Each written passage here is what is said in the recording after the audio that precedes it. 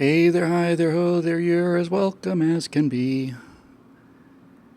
Stratosphre. Stratosphere Lounge. Stratosphere Lounge. Forever let us hold our banner high. Hi, hi, hi. I miss that.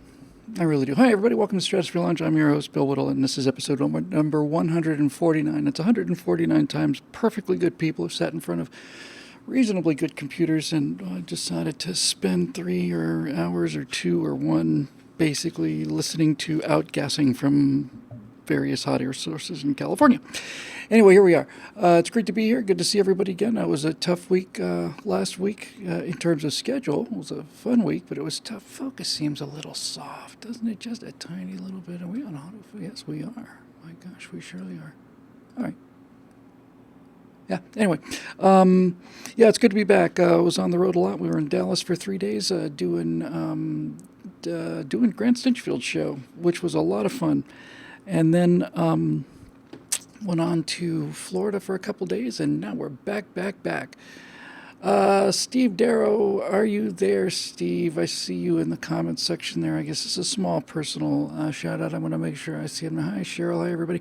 You know, by the way, if you have not, Sarge, how are you? If you guys have not, if you're watching this on YouTube and you've never seen the show live, you really don't know what you're missing. Honestly, it's really, really fun, and the community here is really kind of tight group of people. We met a bunch of them out in Dallas, met Sarge and a bunch of whole other people, Steve Darrow, and I just need to see if Steve is in here. Somebody said hello to him, so I just wanted to, Steve Darrow, get the idea. Where is he? I'm looking. Well, I'll save it until I see that he's there. So anyway, yeah, we were all over the place, moving around, having a great time, and it's good to be back. We are doing some. I've been thinking a lot about this. I may have made a mistake. I know what you're thinking. Not possible. But I'm beginning to think that we're trying to do this live show and try to get some members out of it, and really just wasn't really converting, and it's taken away time for me doing the other stuff. So hey there, Steve. Steve, your feed is locking up. When your feed is not locking up, let me know. And, I just think just spent a lot of time trying to get the live show up, and what we really want to be doing probably is get back to firewalls and these economics videos are very labor intensive, but I think we've gotten some help on that end, so that's going to be cool. It'll be fun to kind of get back in there. So I'm just going to go and just get this out of my way so I don't have to hang here. Steve, I just wanted to, well, first of all, we were out, as I say, at Dallas, had a wonderful time. What's the name of that place? It's a really cool name. Let's see if I can remember it. The something. Anyway, it was an awesome place. Had a great time. Everybody out there was just absolutely lovely, and it was great to meet everybody. It's always great to talk to people when you're out on the road and you get to see actual faces connected to the names that you've seen so many times. But Steve, if you hear this, if your feed hasn't locked up yet, I want to thank you very, very much for that very, very kind engagement gift, honey. The guy who gave us the presents, the gift of alcohol. Could you just come say hi and thank you? Yes, I know she's so shy. Steve, if you hear this, thank you very much. We were going to take a picture of us drinking the alcohol, and we started drinking the alcohol, and then we forgot all about the picture.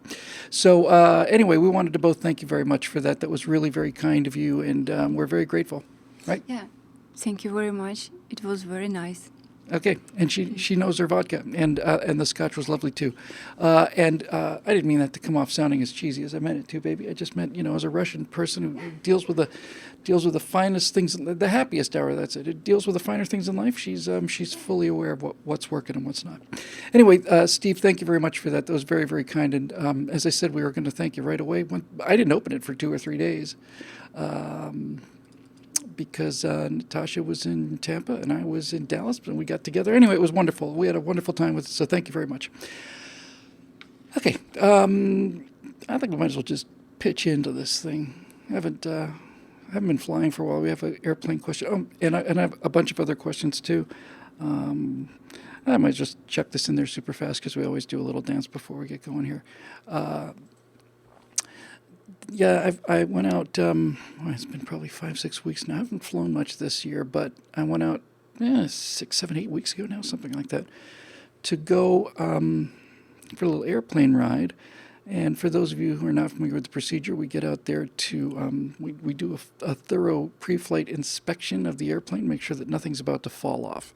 That's an important part of flying, and an even more important part of an airplane, really, is primarily you want to fly in an airplane where pieces don't fall off. So you walk around the airplane and you fiddle with things and pull on things and tug on things and wiggle things and all the rest. And if nothing falls off, then that's a good start.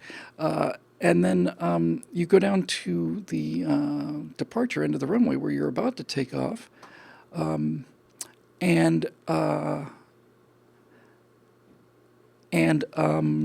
I just keep seeing Steve's feed is frozen. I don't know what to say about that. But anyway, at least it's on tape. So anyway, you go down to the departure end of the runway and you basically run her up. You take the engine up to operating temperatures. And I got a question about this later that I want to answer, which will be fun.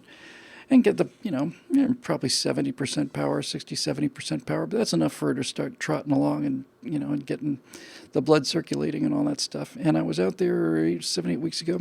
One of the things we do in our pre-flight check is we have dual ignition systems on an airplane, which is damn handy. And since they're magnetos, it means they make their own spark. In other words, in an automobile engine, if you lose your battery, you lose your engine and you just pull off to the side of the road. In an airplane, if the entire electrical system could go south, by the way, that's sunlight dappling on my face because of the time change. And it's weird to be doing the show in the middle of daylight because we did it in the dark all before the time change. In any event, so you run this thing up, and the way you can tell if you're in business is you basically run her up, checking your temperatures and pressures and all the rest of it, and then you turn off one of the systems and run on one. And so when that happens, instead of 2 spark plugs, got carried away with magnetos. Magnetos means that as long as the engine is turning, as long as there's fuel in the engine cranks a device called a magneto that sparks the engine so your battery can fall out, your electrical system can fall out, doesn't matter. You're just going to keep on flying. As long as the engine's turning, it makes its own spark. So you run all these things up and you turn off one half and you should see a small RPM drop. Because instead of 2 spark plugs firing, you only have one, but one's enough. The entire purpose is to make sure you can run on one side. And so you check on that, and that's great. And you just like maybe a 50 RPM drop, just a little tickle. So I was out there, did that. I checked one side, and it got about a 50 RPM drop, which is exactly where it should be. And then you go ahead and check the other side, and it should be a 150 RPM drop, and it was a 250 RPM drop. And this is what I'm about to tell you is applicable to real life as well as aviation. A 250 RPM drop is close to being inside the standards of what you need. It's pretty close, and it's not exactly very precise either. So I did that RPM drop a couple times, and I remember thinking, it's not quite right, It's not quite. It's not bad, but it's not quite right. And especially if it's been a while since you've flown, you can hear that little voice in the back of your head saying, yeah, it's no big deal, really. It's still running and everything's fine. And, it's not like the thing has stopped running. And that's the danger zone, folks. It's not just, as I say, not just in aviation. If some things are going well, you know it when they're going well. If they're going badly, you know it when they're going badly. But if they're going kind of okay and trending downward, you can get yourself in a lot of trouble. You can start talking yourself into things. And I just remember sitting there for a while and I knew what I was going to do. Took me, 10 minutes to face what I was going to do, which was basically take the plane back to the hangar and shut her down. I suspect it's one of the spark plugs are fouled on the magneto side.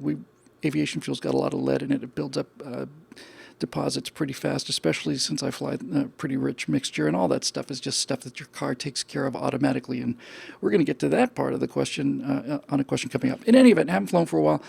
It's daylight longer now. Tomorrow I'm going to go out there and change the spark plugs on that baby, and we will fire her up and take her for a little walk around the park, as we like to say. And that's the end of that story. So let's get rolling. 149, that's one short of 150, which is one of those round numbers that we celebrate for odd reasons, but nevertheless, that's what it is. Okay, here we go. So first question is from Nathan Stanley. Who writes, Bill, what happened to the themed shows, specifically those that were less political? In the past, you did them regularly, and I found them to be a hallmark of TSL. Often I find myself rewatching these old episodes. At one time, you'd suggested topics like movies, show business, conspiracy theories. Any thoughts? Yes, it's a great thought, and I don't know why I haven't been doing them the way I used to. I just don't. Every time I think about doing a theme show, Nathan, I think, oh, I'll do one about airplanes, or maybe I'll do one about, space. And that's all I can come up with. What I really should do, I think, if I can remember to, is to maybe on Monday put a post up saying what is the theme for this week's show, and then I'll post the theme on Wednesday, because I really do like the theme shows. They really are kind of fun. I worry a little bit, Nathan, that sometimes they're a little out in the weeds. I mean, sometimes we get into the intricacies of Star Trek and Fowler flaps and all the rest of the stuff, and I worry sometimes that's not of interest to everybody. But I think theme shows are really kind of fun, and I'd like to get back to them. So how about if next week I publish something in advance and say, hey, what's going to be the theme for tomorrow? And we can do themes for quite a while, because I really like doing them. They're really kind of fun, especially because you get deeper questions about things other than, what do you think of Neil Gorsuch? And by the way, I haven't had many of those questions, one or two, and they're very intelligently phrased. I don't mean to sound demeaning there. But yeah, so let's definitely do it. And I'm not going to do it. I'm going to let you do it. It's user-supplied content. Okay, so moving on. Steve Darrow. Hey, Steve Darrow. Language warning. Progressives pervert the language to reframe arguments to their advantage. We've talked about welfare and regulate in the Constitution being perverted or co-opted. Being intentionally obtuse on illegal immigrant versus immigrant is a popular way to cloud that issue. Willful misuse of distribution when discussing income and wealth is the founding of 86% of the progressive agenda. Destroying education or healthcare, whatever it is, versus reduced funding, privatization, localizing control is common rhetoric for any federal government funding cut. There are hundreds of other examples. How do we take back the language and force the left to use consistent definitions? Would you consider making a firewall to address this? I'd be considered making a firewall to address anything. But you can't really make the left do anything, Steve, because if you could, you'd make them think and reason, and next thing you know, they wouldn't be the left anymore. You just make them face reality. So since you can't make them do anything, the question then becomes, is there anything you can do about it? And I think the answer is yes, and I think the answer is to do what I'm trying to do in the work I do, and I think some other people are doing too, and that's just simply call them what they are.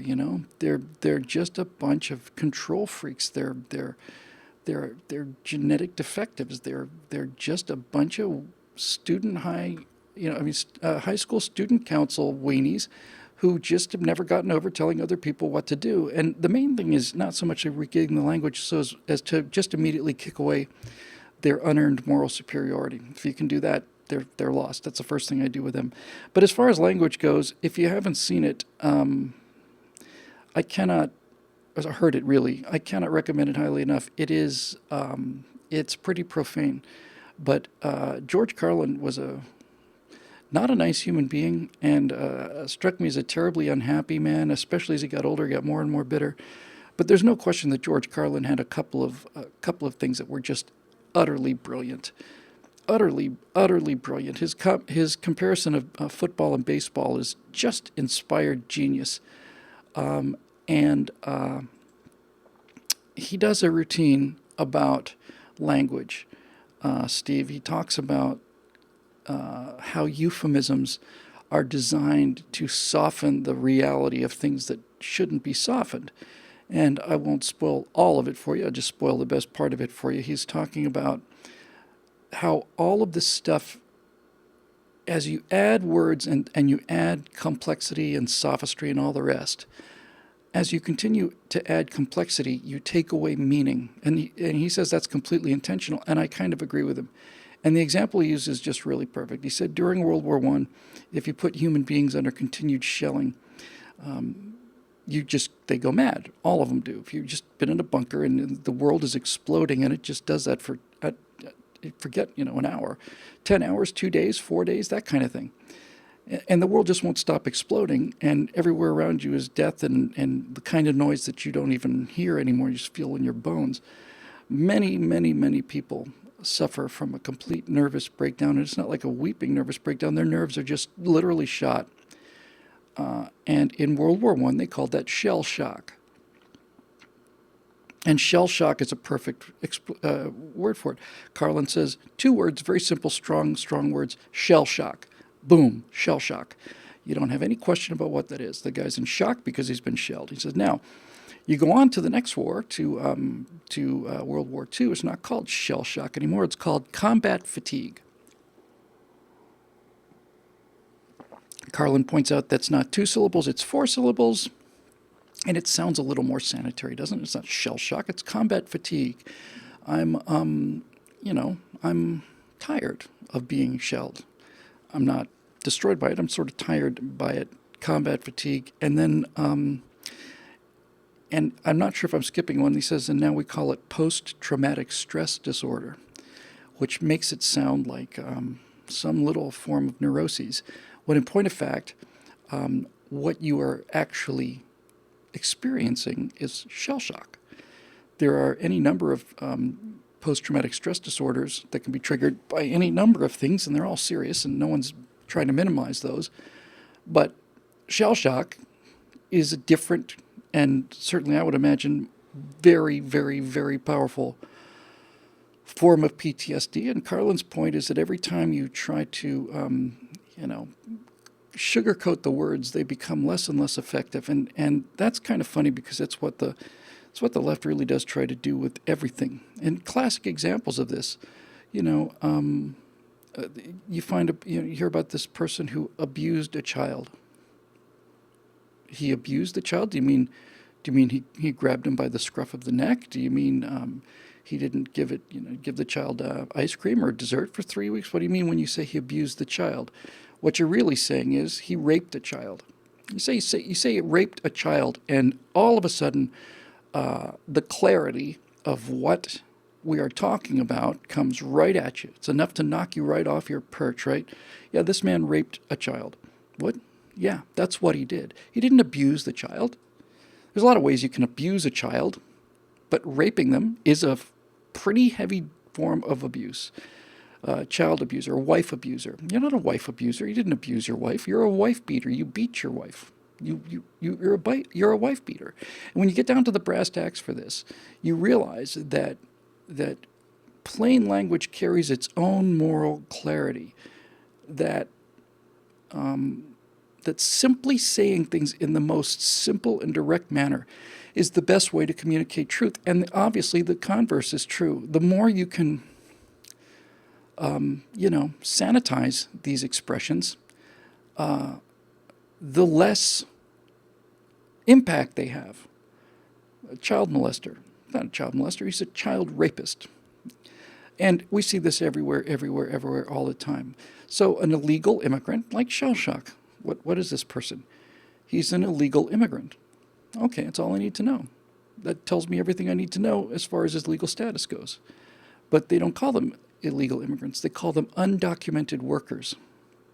Well, undocumented to me says that there must be somebody who's documented. It sounds to me like an undocumented worker is somebody who left their documents someplace else. They don't have documents. There are no documents. They're illegal immigrants. There's no guarantee that they'll be working. Many of them are working. Maybe most of them are working, but that doesn't mean that they're all working. And when you say that somebody is an undocumented worker, You are simply sugarcoating and glossing over the fact that what they are is an illegal alien. But that hurts their feelings. And you just see it everywhere, although I thought that examples would be just flying into my head, but they don't seem to be. But these kind of words, these weasel words, are how the left pulls off what they pull off. They make horrible things, and the horrible consequences of their policies sound pretty much okay. So you get all of these words that are kind of, big concepts like shell shock or child rapist are smoothed out and modified and made less impactful with the language. And the reverse of that is true as well. You can use, the left uses language to magnify things, make more important things that aren't important. For example, these young kids go around and they call themselves social justice warriors, which is much more impressive than whining, infantile crybabies. They're not WICs, they're SJWs. I'm not a whining, infantile crybaby. I'm a social justice warrior. This is a difference without a distinction. Distinction without a difference, rather. You're both. Climate change, yeah. Dave Big Booty had climate change. You could tell that their argument was in trouble when they went from global warming to climate change. The climate has been changing for the entire history of the Earth. From the entire history of the Earth, there's been climate change. The climate's never been the same. For those of you who haven't heard this before, 60 million years ago in Kansas, where Kansas is today, that spot of Earth right in the middle of Kansas, was under 2.5 mile and a half of water. There's an inland ocean in the middle of North America, and Kansas was under 1.5 miles of water. And that's why you can find seashells out in the middle of the plains in Kansas, in the center of the United States. There was an inland ocean there, and there were palm trees, and there were plesiosaurs and pterodactyls, and it looked like Jurassic Park, and it was filled with life and all kinds of wonderful things going on. And the carbon dioxide levels are not what the climate scientists are telling us are fatal. These climate scientists are telling us that right now the carbon dioxide level in the atmosphere is probably about 410, 420 parts per million, somewhere in that general ballpark. 420 parts per million. And they're basically saying if it gets to 450 parts per million, then the world's going to die. It's just too late. If it gets that bad, if we don't start shutting down industry and energy right now, then once we get to 450 parts per million, might as well just hang it up. The Earth's just going to catch fire, basically, and your children will run around. Hard to determine whether they're going to burn first or drown. Presumably, they'll burn, and then as they're burning, the rising sea levels will put them out. But in Kansas, 60 million years ago, it wasn't 400 parts per million, and it wasn't 450 parts per million. It was 4,000 parts per million carbon dioxide. And when it was that high, the center of Kansas was paradise. Just paradise unless you're food for a, T-Rex or Velociraptor. But in any event, it made current Kansas look like what it is, just a frozen, grassy desert of what used to be there. And here's the part that's such a kick. That was 60 million years ago, probably 80,000 years ago. That exact same spot, that exact same place that used to have dinosaurs and palm trees and ferns and all the rest, wasn't under 1.5 miles of water. It was under 2 miles of ice. Carbon dioxide levels fell so low that plant life was almost extinguished on this planet. And that's rather significant climate change, if you want to ask me. A 1 or 2 degree raise in temperature in Kansas doesn't alarm me the same way that going from 2 miles underwater because of all the melted ice caps versus a significant time later 2 miles of ice because all of the oceans froze. That's climate change. And the big unfortunate shock in all of this is that there were no SUVs to blame all this on. And there were no Americans to blame it on either. No cars, nothing. You have to understand that climate changed all on its own. And much more importantly than the obvious realization that the climate has oscillated back and forth to enormous swings that we had nothing to do with. We weren't even here. But what's even more important than that is this. If the Earth was, and the average temperature of the Earth was much, much higher, they're talking about maybe a 1 or 2 degrees centigrade increase, worst case scenario. I'm sure average global temperatures were 10, 11 degrees centigrade higher. But the thing that's most interesting about that is we had 4,000 parts per million CO2, and the Earth didn't die. On the contrary, the Earth was really growing. You had a water problem, but life was just everywhere because carbon dioxide is what plants eat. But my point is this: we had 4,000 parts per million, and it got back down to 200 parts per million on its own. It got down lower than that on its own. So, if the Earth does not have feedback mechanisms that prevent runaway cold or runaway heat, we would have been burned or frozen billions of years ago. So yes, it's when you're trying to make a case for global warming, you've got a case. You can say the planet is getting warmer, and they want you to believe the planet is getting hotter than it's ever been before in its history, ever. And if that's the case, and if you see the original hockey stick thing, here's the Earth temperature more or less stable, and then all of a sudden here's where humans start to make an impact with the Industrial Revolution. Now global temperatures are doing this. That is actually something to be alarmed about. But it turns out that hockey stick doesn't really exist. They tweaked the statistics.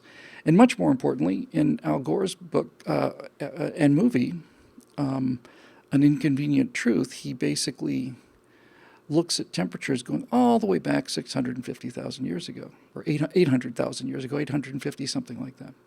850,000 years ago. And he's using these numbers like 850,000 years ago. Al, some of us can add, some of us can add and divide and all the rest of it. And those of us that can know that a planet is 4.5 billion years old. 8/10 of 1 million is 8/10 of 1,000th. So 800,000 years ago times 10 is 8 million years ago. Times 100 is 80 million years ago. Times 1,000 is 800 million years ago, and then half again on top of that.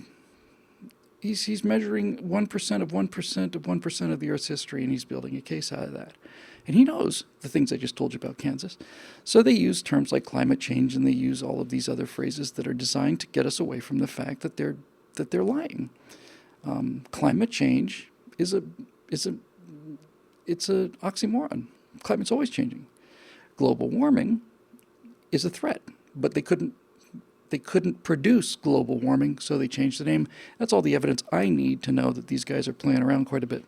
Something may be happening, and very likely humans have something to do with it, but this business of got to do everything or else we're going to just simply, catch fire it's just not true, and they know it. So, language is everything, and in addition to using words that soften things that should be hard, like shell shock, and inflate soft little words infantile crybaby weenie into social justice warriors, there's something else too, and that's the ability, this is really fascinating. It's really fascinating to me because I've heard it several times, and I think it's absolutely true. Somebody said that a good lawyer can convince you that an elephant can hang off a cliff with his tail tied to a daisy. And that's exactly correct. That's exactly correct. That's exactly what a good lawyer does. And I saw this in action. During the Rodney King trial. Now, when I say that they can make you think that an elephant can hang off a cliff with its tail tied to a daisy, the way they do that is they atomize the argument and make each step of the argument so small that you don't see the fallacy because you've fractured the argument into so many pieces. You can't see where the fallacy is. So, for example, I watch these attorneys for the police, and I'm very sympathetic towards the police, but you see these attorneys for the policemen. Basically, here's the footage of Rodney King. And they'll say, okay, let's go from frame 163 to 169. And you see, just a little loop of, 4, 5, 6 frames. It's maybe a, half a second tops, probably a quarter of a second. And then the lawyer will say, you can clearly see here that Mr. King's shoulder is coming off of the ground. He's attempting to get back up and engage the police officers. He's not submitted to their authority. He's going to get back up and attack them again. And you can see from frame 219 to 226, you can see him twisting in this direction, definitely facing towards the officer, and so on. And all of this sounds really, really good and very compelling defense. And that's what happens when you take video and slow it down and show 4 or 5 frames of it in 1/20th the speed of real time. However, if you take that video and play it at normal speed, you will see 4 or 5 people beating the living daylights of a guy who's down on the ground. You can atomize it to the point where you can't see the fallacy. So that's what they do. See this? See this? That means my case is correct. But when you actually just look at the evidence, it's crazy clear. I think I might have mentioned this once. I was debating with a UFO guy, and he showed me a picture of these, V-shaped formation of UFOs flying over, something or other, and they were little blobs, black blobs flying over a landscape. He says, how do you explain that? And I said, this is pretty pushed video. I mean, you've really enlarged this. Do you have the original? I said, yeah. So he played the original, and it's a flock of ducks or geese. There's no question that's what it is. But when you blow it up and you slow it down a little bit, so that's how you lie, by telling the truth. Michael Moore's a master of this. So language is everything, and you just have to go back, metaphorically, you just have to go back to shell shock. With these people, shell shock. That's what it is. You're a wife beater. You're a child rapist. You're not an abuser. And those of you that are taking money from people who work and giving it to people who can but don't, that's not social good. We call that stealing and bribery and extortion and in many cases blackmail. So there you go. Okay, moving on. Nathan Stanley says, Bill, any general dating advice for a college-aged guy? Now that you've found the one... You hear that, honey? Oh, I guess not. Here's the next question. Nathan Stanley says, Bill, any general dating advice for a college-aged guy? Now that you've found the one... That's you. Do you have any new insights? Also, some time ago, you had alluded to dating someone very famous. Would you care to enlighten us? I probably shouldn't have read that second paragraph. Yes, I do have some advice. And my advice to you, young man, would be don't date anybody famous. Certainly don't date anybody more famous than yourself. Look, if you're at a fishing hole and there's trout in the pond, and you go fishing, you're going to catch a trout, right? So if you're in Los Angeles and you're surrounded by actors and you're in show business, you meet a lot of people in show business. And Nathan, there's one person in a million who has enough strength of character to become a real person in spite of the fact that they're just so shockingly beautiful. And my fiance is one of those people. She's been gorgeous every day of her life. And for those of us who have not, it's hard to imagine. But I've seen it, and I've contributed to it when I was in high school. And, a gigantic crush on whoever. And, you just want to, I'll come over and do your homework for you so you can go out with some other guy. It's just basically constantly kissing their ass. And they get that all the time.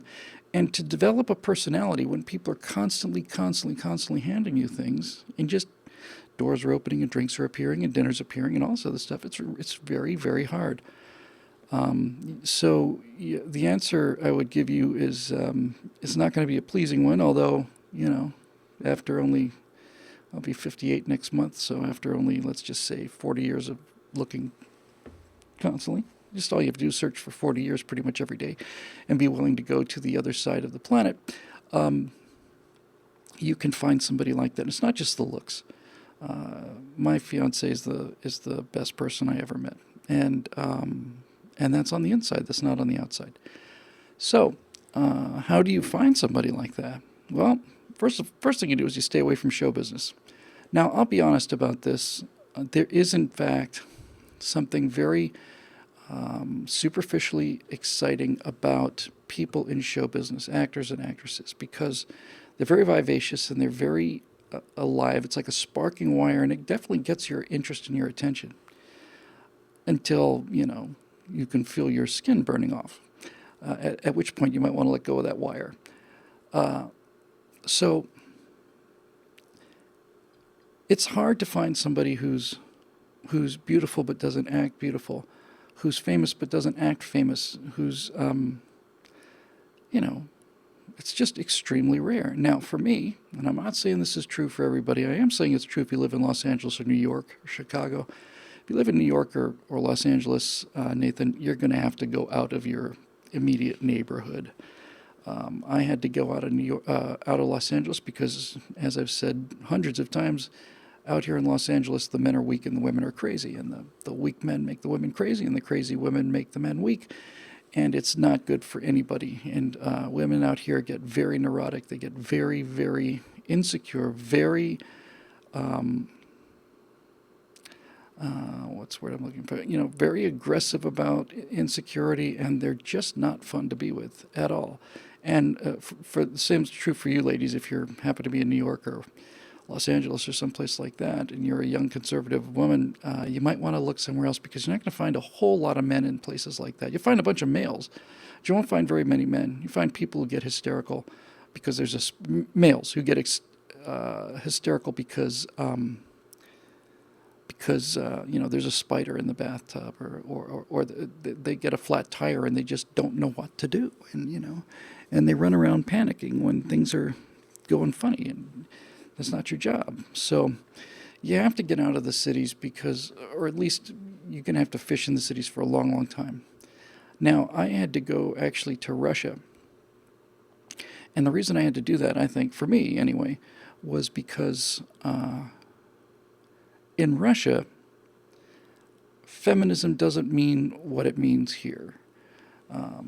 There's a big surplus of Russian women compared to Russian men. There's a lot more of them. And a generation ago, there were an awful lot more of them because so many Russian men were killed in the war. And so Russian women have to be tough.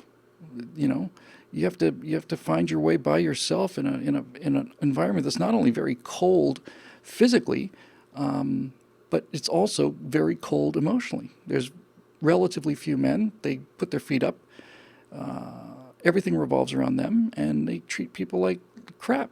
So you have to be tough, and you have to be tough for a long time. And if you can go through that without becoming bitter and angry and neurotic, then you've found something worth hanging on to. And it took me 40 years to figure it out. So, yeah, there was a period in my life from probably around 2012, I guess, somewhere in there, when I got a new car, I got a new apartment. I was starting to get just a little bit known. There was a group of conservatives out here in Los Angeles, and I'd been the pimply-faced, 119-pound, gawky, doofus, Lord God, King of the Boofus. I was just absolutely the prince of nerddom my entire life. And there was a period there when I just realized, hey man, you might be able to actually play in this league. You might actually be able to play in this league. And I went through about a year or two of that, and I realized that, yes, you can play in this league, and this is not a league you want to play in. These people are no good. So my fiance is very strong and very tough, but she's very kind, and she's very soft, and she's very, very feminine. And I think it's because she wasn't given the feminist indoctrination that you certainly get in Los Angeles or New York. She wasn't told the whole time that you can be the stay-at-home mom and the CEO. You can be all these things. She raised a daughter by herself and under very trying circumstances. That's a great deal of strength. And for somebody to be that strong and that kind and gentle is someplace you're just gonna have to search a lot of you're gonna have to go poking around a lot of cubby holes there, pal, because that kind of thing is not very easy to find. When you do find it, it's absolutely sterling, and you'll know it when you see it. And of all the things that my fiance does that amaze me, the number one thing she does that amazes me is she knows how to handle me, which is really kind of an amazing thing when you think about it. When I say handle me, like I said, being half serious here for a second, she's not infected with this idea of feminism, and neither am I. So I'm not one of these beaten down boyfriends, and I don't joke about, does my wife let me do this, or maybe my wife will let me do that. And I'm not one of these guys you see, on stand-up comedy routines where it's like, oh, my wife, lets me, sometimes I get to hold my own money. I'm not like that at all. It's, I try to be the man of the house. And yet, when I say she knows how to handle me, it's the beautiful thing about that is that doesn't mean she knows how to manipulate me. That's what it means I was going to say America, but in Los Angeles in any event. If a woman knows how to handle a man out here in Los Angeles, what they really mean is they know how to manipulate the man. They know how to get what they want from the man. They know how to cry or throw a fit or give the silent treatment or whatever they have to do to get the attention that they need. Now, she doesn't do that. The reason that we're together is because my fiance has the astonishing ability to see me go into one of these either incandescent crimson rages or 24 hours of blue silence, and she doesn't poke it. She just lets it be. And she tries talking about other things. And after half an hour of this, I realize you're being kind of a dick. And I stopped doing it. And I've never run into anybody like that. I've never run into anybody who had the confidence to be able to say that, to be the confidence to have her fiance or man in her life be really upset about things one way or another, and at the same time not be affected by it herself. It doesn't affect her. You date the Hollywood crowd and you come home just a little bit tweaked one way or another because of something, and whatever little emotional turmoil you might be having will be magnified 1,000-fold because drama's what they do. But my fiance, no. Natasha is just calm as can be, and she knows how to deal with me in the way it's supposed to be. She knows how to. She doesn't manipulate me at all. She does the exact opposite. She just sits there quietly and, tries to start a conversation. And once I start talking about something else, I realize that all of this stuff is just me being dramatic because that's what I do, and it's over. And I don't want to get too personal, and I'm not going to, by the way, so don't worry about that. But basically, we have a relationship that I think is, I'll just close with this, Nathan. Men and women handle stress and hardship differently, I think. And it was very, very early in our relationship when I realized that Natasha's job was to take away my anger, and my job is to take away her fear. And that's really pretty much it, I think. It's not just the two of us. I think the perfect man-woman relationship is pretty much that, and pretty much that's all it is. A good woman will take away a man's anger, and a good man will take away a woman's fear. And if you stop acting out of anger or fear, then all of a sudden, life is grand. I'd been a bachelor my entire life, and then this woman walked out of a line of people in customs at John F. Kennedy Airport, and I waved and said, "Going over here," and we've effectively been married ever since then. We've been together the whole time, just pow.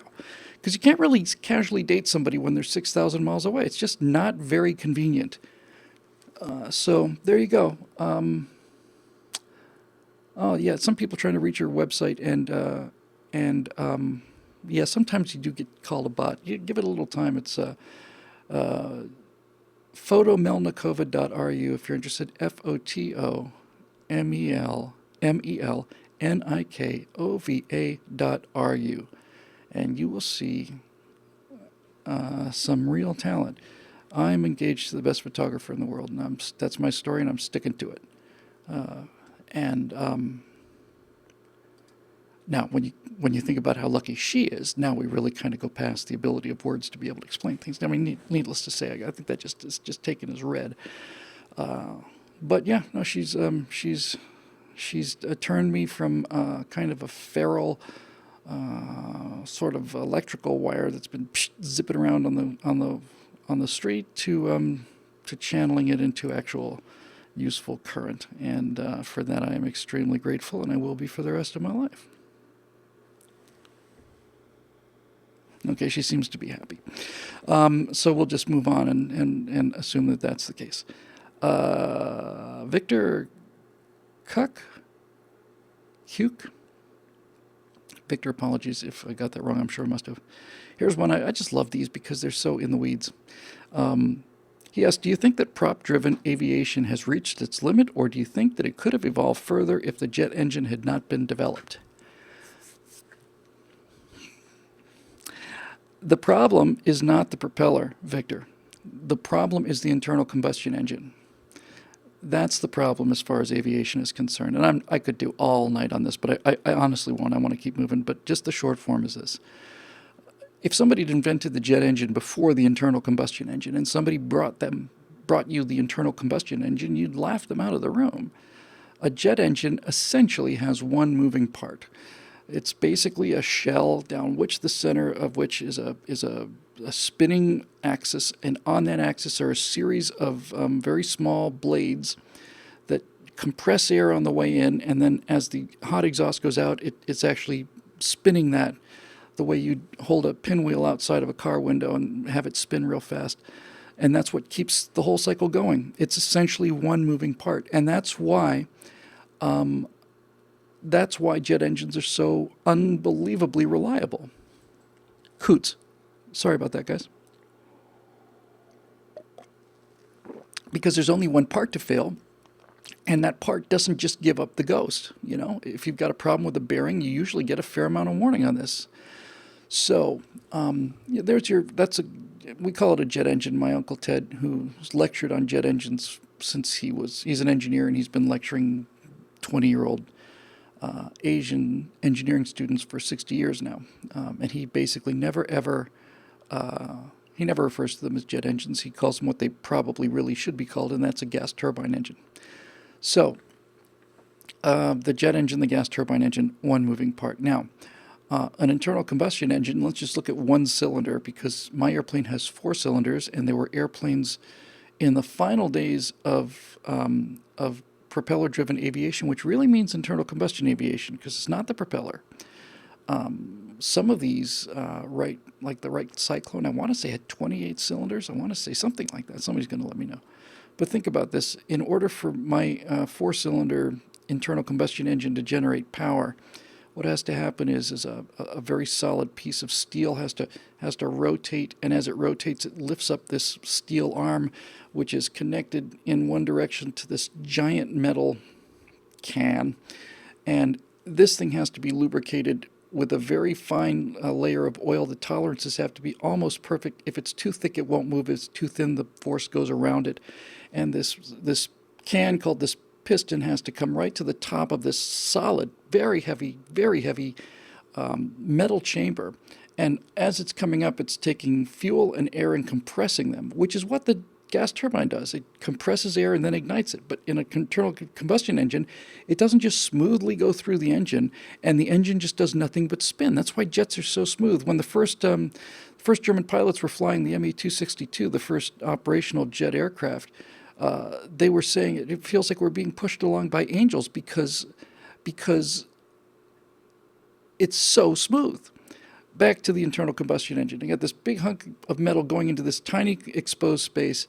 A valve closes, a spark fires, there's an explosion, because that's exactly what it is. And the force of the explosion puts pressure on all sides of the cylinder, but the only side of the cylinder that can actually move, because it's a big honking piece of metal, is this piston, and that thing just is blown down. And as it blows down, that back and forth linear motion has to be converted into circular motion, because your propeller has to go around. Your propeller can't just go back and forth. And you lose a lot of the energy converting it from downward motion onto this kind of a cam. There's a better word for it, but I don't remember what it is. And so you've got this bang, bang, and you're trying to turn that into circular motion. It's actually more complex than that, because you don't get that power every single time. You get it every other time. So just to reiterate, for those of you who may have not had the engineering classes that I didn't have either, here's how the modern internal combustion engine works. Essentially, all of them, certainly my airplane engine, is like this. There's a piston inside a cylinder, and there are two valves at the top. One is the intake valve, which leads to the air and the fuel, which has already been mixed, or in the case of a fuel-injected engine, it's just the air. And the other valve is the exhaust valve. So first thing that happens is the piston comes up, the valves are closed, and it's filled with fuel. It fires, knocks the piston down. And as the piston comes back up again as a result of the other pistons that are moving out of sequence with this one, the exhaust valve opens, and all of that burnt fuel, all of that smoke basically, as it comes up, is just blown out through the exhaust port. Now, you're not getting a spark again. See, this is a dead cycle. You're not making any energy on this cycle. So the other pistons are still moving, and that takes this piston down again. The exhaust valve closes, the intake valve opens, and now as the piston's going down, it's just blown out all of the crap, the burned smoke and everything.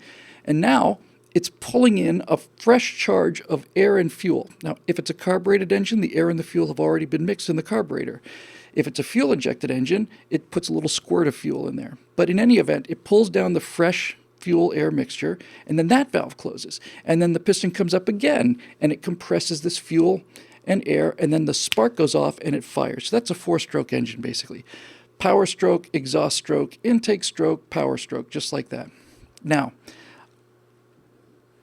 just one cylinder means that in order for this thing to work, you have to have a cylinder. You have to have a piston. You have to have rings around the piston that seal the piston right up against the wall, because if there's gaps between the side of the piston and the cylinder, all of that explosive force will go around the piston. You lose a lot of power.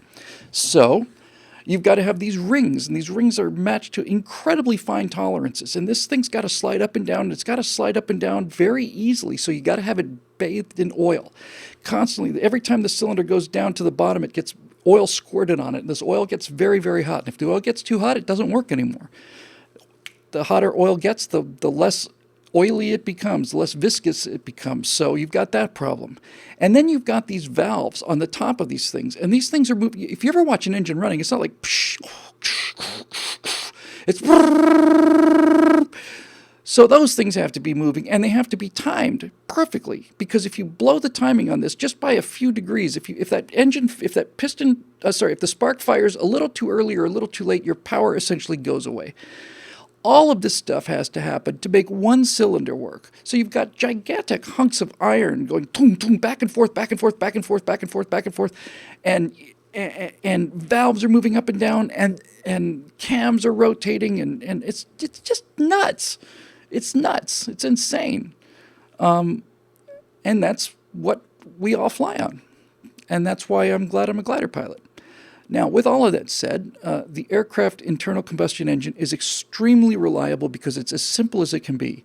The kind of engine that I have on my airplane might have powered a car in the 1940s, but since then, automobiles have gotten far, far, far more advanced.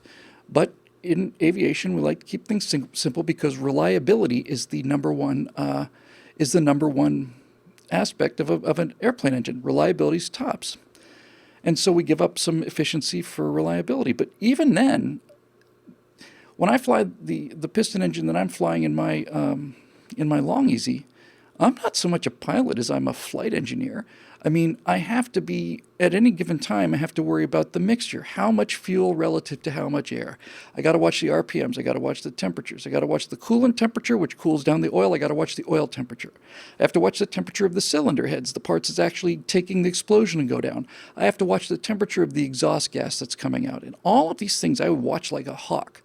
I watch like a hawk. Now, there's some great engine monitors that will show you when you're, it's getting out of, but I'm checking it all the time because it's extremely unusual for an engine to just give up the ghost.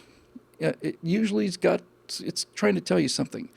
If your oil temperature continues to rise and rises out of the green arc and the oil temperature keeps rising, you've got a problem.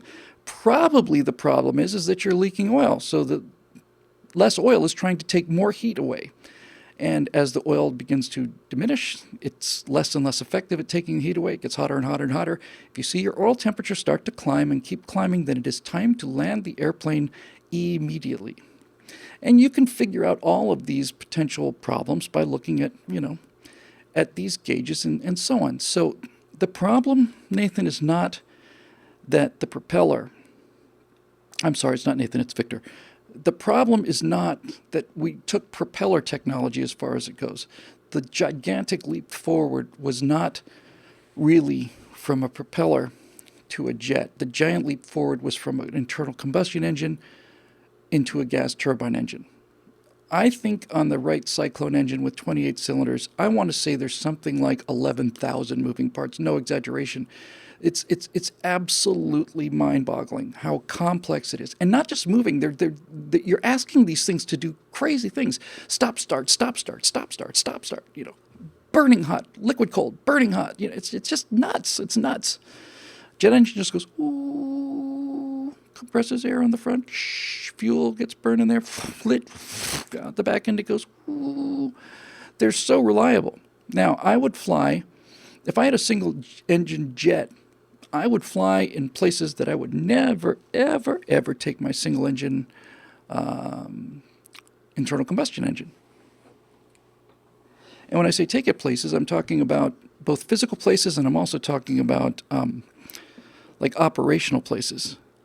You're looking at a boy here who will never, ever, ever fly an airplane over terrain that he can't land on without an engine. We all get that? You will never see me in an airplane over terrain that is not landable.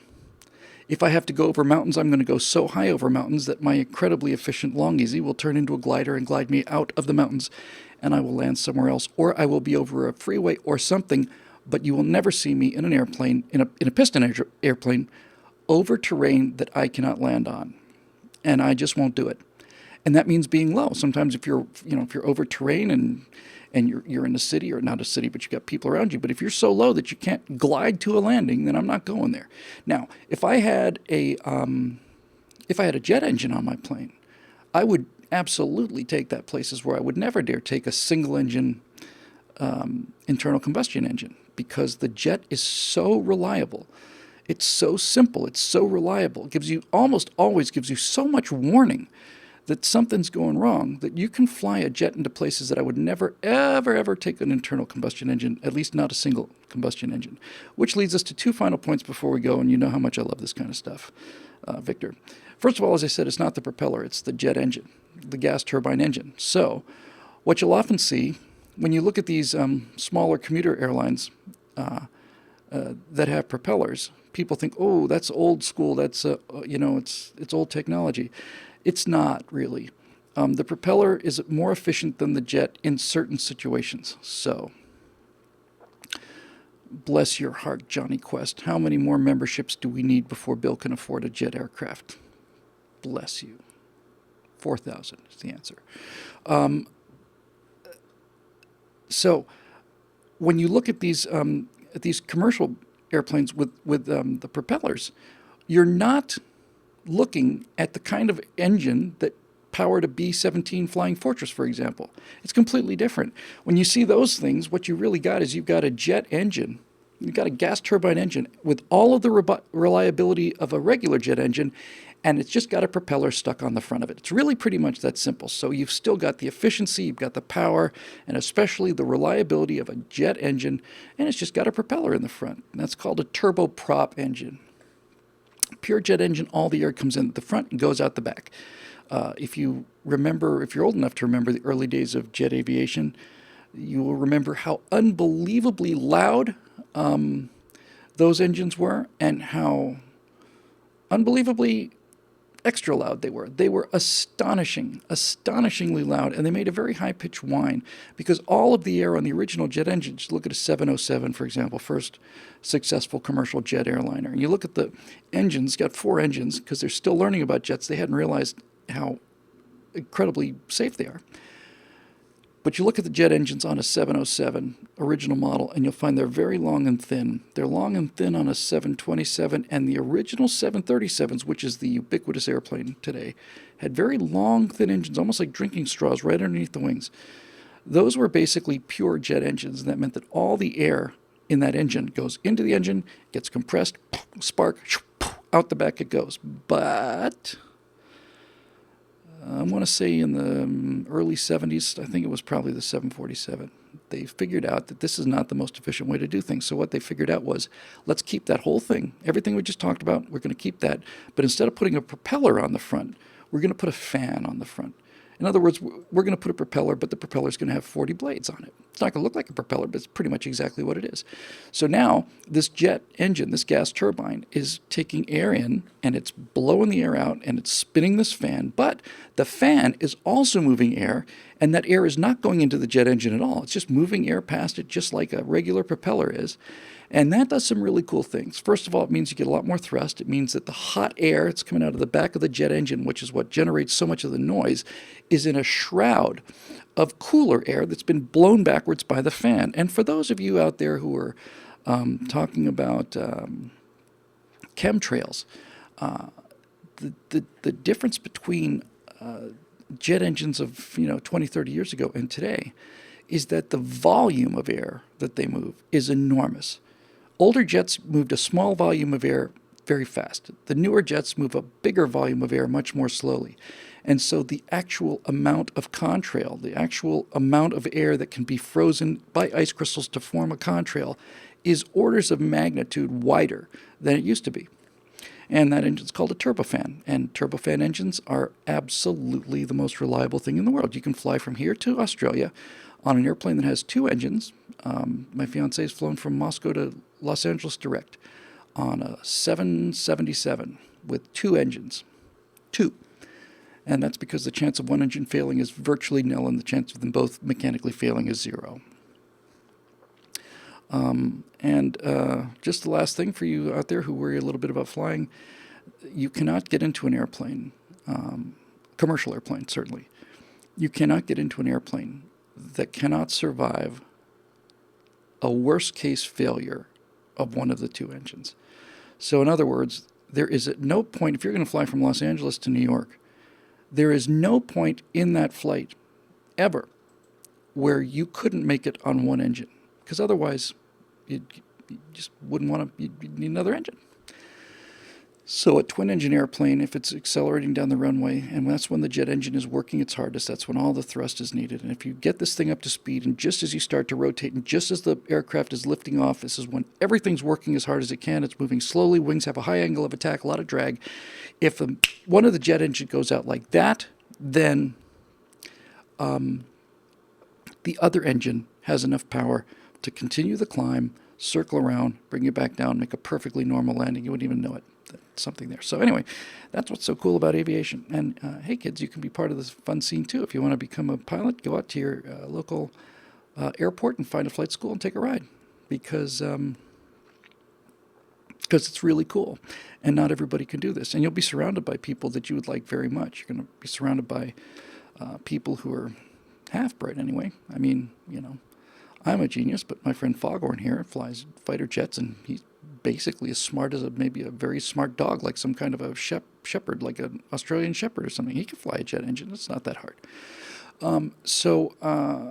Yeah, there you go. Lots of fun. Go do it. It's really cool. It's much, much better than flight sims because the view is amazing. And unlike a person who spends time on flight sims, when you get out of an actual airplane, you can walk around like you own the world because you are a steely-eyed missile man. And that's not something you get as an online bonus when you level up. Okay, moving on. Ryan Castle says, how do you find the right balance of politics and everything else? I'm an engineering university student. Hurrah. Congratulations, Ryan. Who's become very involved with the Hyperloop project and have cut back severely on the podcast, YouTube, etc. from you, Ben Shapiro, Andrew Clavin, Crowder, Milo Horowitz, VDH, etc. in the past few months. What do you think about keeping up with politics even if my courses, clubs, and career are apolitical? My advice to you, Ryan, is a very smart move, getting rid of all of those things.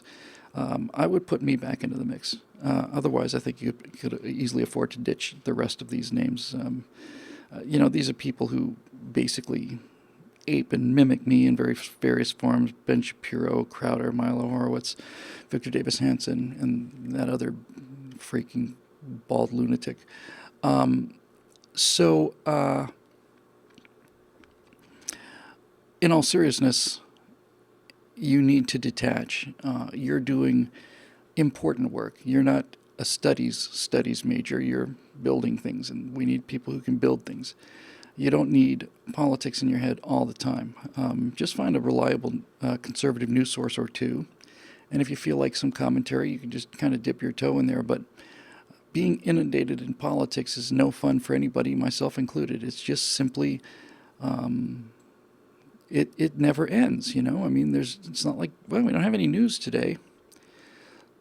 It never ends, and you can get obsessed with it. And the worst kind of obsession, in this, most people suffer from a kind of a low-grade version of this, but I remember, and you probably had this experience too, when something monumental happens, like 9/11, let's say, or I remember this most clearly during the first Gulf War when CNN was still pretty new. When something monumental happens, you want to find out what the next piece of news is, and you will sit and watch the news for 3 or 4 hours, and they'll just tell the same story again and again and again because you want the breaking news. You want to be there. Has the, what's happened now? Okay, so both towers are down. Now what? And the crash in Pennsylvania. Okay, and the Pentagon. Oh my God. Now what? Now what? Now what? 3 hours, 5 hours, 7 hours. Does that mean we're okay? Does it mean we're okay tomorrow? That kind of thing. You can get really, really, really hooked up on that. Somebody just said to my friend Foghorn, Vipercheck, F-16 driver, thanks very much for keeping us safe. Normally that's the kind of sentiment that I would absolutely endorse, Bob, but you haven't really seen Foghorn fly. And I don't know if safe is the word you'd really want to apply in a case like this. I've been with these guys down in that airfield just south of Tampa, whose name will come back to me when I've forgotten it. Something airport. And I'd love to tell you that they weren't flying safely, but they're so skilled, and they can do things that other people like me would do at great risk to ourselves and people on the ground, and they just effortless for them because they're very, very, very good at it. So anyway, thank you. Moving on, Derek Benningfield. What are you doing in time? Not bad. Hi, Bill. 2017 marks the 150th anniversary of Canadian Confederation, July 1st, 1867, as well as the 100th anniversary of the Battle of Vimy Ridge, April 9th, 1917, where the Canadian national identity was forged and cemented.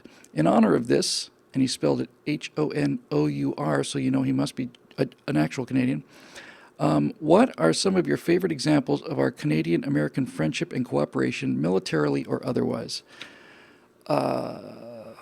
It's fun to make jokes about Canada because Canada makes so many jokes about... Nightfield, thank you very much, Foghorn. Because Canada makes so many jokes about us. And the jokes that Americans and Canadians make about each other are the jokes that family members make about each other. The U.S.-Canadian border is the without question, and nothing comes close to this. Nothing in the history of the world comes close to this. There have never been two countries that have shared a border of that length that have been that sympathetic to each other that have been that much on the same side. You really did get the roommate of the century when you end up with Canada or the United States. And like brothers, they have different personalities. The United States is loud and a little brassy and, kind of alpha. And, we go around in bars and we're a little loud and we're, driving fast cars and all the rest. And the Canadian identity is a little different. They're descended from people who thought being under King George was not such a bad idea. So I really do believe that on some level, there are genetic components for risk-taking and rebelliousness and all the rest. So I suspect that at the time of the revolution, if you were one of these lunatic revolutionaries, American patriots running around with your hair on fire and setting up liberty poles and, talking about a constitution, well, that's a certain kind of person. Another kind of person, a very stable, very conservative in the good sense of the word, a very, solid, prudent person might look at this as a very bad idea, and you might want to migrate to a place where King George is in fact still the king. And I think that's the fundamental difference between Americans and Canadians is our backgrounds. We're born out of rebellion. The Canadians are born out of loyalty. And neither one of those two is neither here nor there. Although rebellion is much, much better. So there is a big difference in our national attitudes, but that difference is a patina on top of cultural similarities that are so strong that you actually cannot really, it's almost impossible to call them two different countries. I'm not aware of this ever having happened in history of the world, where people of two prosperous nations can go someplace and have most people not be able to tell them apart. Apparently, there are some Canadian actors on our television screens. As a matter of fact, I may have one of them in my office here, and so it's a very, very good mix. Now, as far as the war is concerned and everything, look, the debt that the United States owes Canada is a very big one, and it's not just for things like Vimy Ridge and so on. It's the debt that you owe a good neighbor, right? It's a debt that you owe somebody who takes care of the hedges and mows the lawn. In fact, does a better job of mowing the lawn than you do. The value of a good neighbor is virtually priceless. So there's that. But up until very recently, Derek, up until very recently, the most remarkable thing about Canada was how it punched above its weight militarily for 100 years. Well, not quite 100 years. Canada, with a much, much, much smaller population than the U.S., had sent troops of the highest quality to World War I, World War II, Passchendaele, everywhere. And the Canadians were everywhere, and they were top quality. And they were, as I say, punching above their weight. My understanding is that at some point in history, it might have been right after World War II, maybe right before, that the Canadian Navy was the fourth largest in the world. That's quite remarkable, really. But somewhere in the last 40 or 50 years, that has changed. And now I think the Canadian Navy has two ships, and I'm not joking. I think it's really down to something like that. It's a little hard to watch because all of that courage and all of that elan seems to be replaced by, a lot of this socialist kind of big state free health care, which isn't free kind of thing. So it's a tough thing. It's a tough thing to watch. Now, there is very famously, I forget what the town was. It probably was, let's just say it was Toronto. And somebody was joking that the height of the Cold War, that the best defense that the Canadians could come up with would be to have on the top of every building in Toronto, have it painted white with big black arrows that say New York this way and Detroit that way and Chicago this way. And that's pretty much it. But no, it's Canada is a lot like my fiance's birthplace, which is Siberia, and that is, it is so unimaginably vast. It's so vast that you can't conceive of it. The forests, like the taiga in in Russia go on forever and ever and ever, and virtually everybody lives very, very close to the United States. So we have our ups and downs, and we have our back and forth. And we all know what the Canadians joke about Americans is, you know, how loud we are and fat and stupid and noisy and run around, break things and so on. But I'm going to tell you this as a friend, because Canada's the best friend this country's ever had, and continues to be so. It is the longest undefended border in history, and it's a miracle. But for those of you who may have Canadian friends, if you really want to stick a Canadian, if you're really getting a lot of grief from one of them, either good-naturedly or not, if you really want to stick them, here's how you do it. I was in where was it? Oh, come on. I cannot remember the name of this town. Ottawa, and I was talking with somebody. We were at a conservative event, and we're just kind of hanging around. And this person said, we have a show here in Canada, and the show is we take a Canadian host down to America, and we ask them questions about simple things like, does Canada have indoor plumbing or something? And the reaction of the Americans is so funny, because Americans are so stupid when it comes to Canada that we just actually have a lot of fun watching Americans, flail about in their ignorance. My feed just kind of stopped here, right in the middle of a great joke. What happened? I'm going to refresh. Hang on. Don't lose that thought. Don't lose that thought. It's just important that I make sure we're still going out live and everything's looking cool and cozy. Come on, baby. Come on, talk to Daddy. There we go. Okay, so they talked about this show where a Canadian goes down there and they get Americans on camera, and all of Canada just laughs uproariously at how naive and ignorant and stupid Americans are. And if you really want to get a Canadian back, you do what I did, which is immediately say, well, it sounds kind of fun, sounds interesting to watch. Do you know what shows we have on? Did you ever hear about the show we have on about Canada? He said, no. I said, of course you didn't. We don't have any shows about Canada.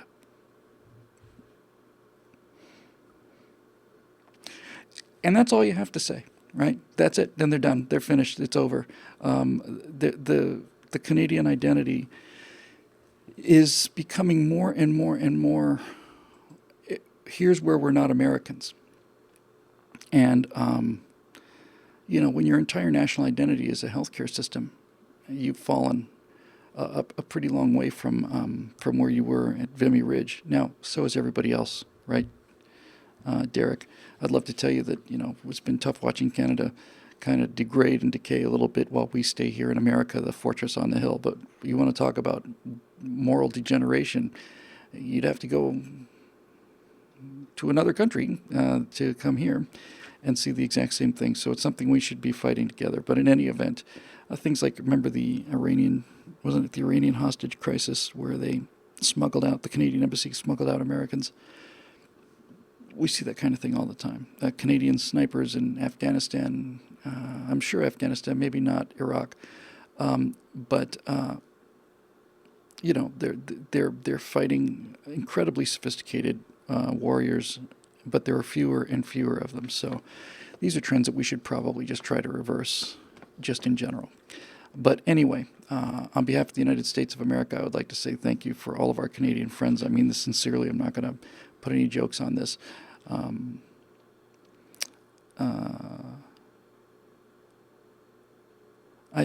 This is a joke, but it's a good-natured joke. I did my introduction, or maybe it was my close when I was up in Ottawa, and I said, so here's to the United States and to its neighbor to the north, Canada, and our geographical relationship is actually really quite good. Canada gives Americans something to look up to, and much, much more importantly, America gives Canadians something to look down upon. And everybody laughed because we all know it's true. So, yes, the polite brother, the good brother, the rule-playing brother has a quality all their own, and they're certainly a lot less difficult to live with than the loud, rambunctious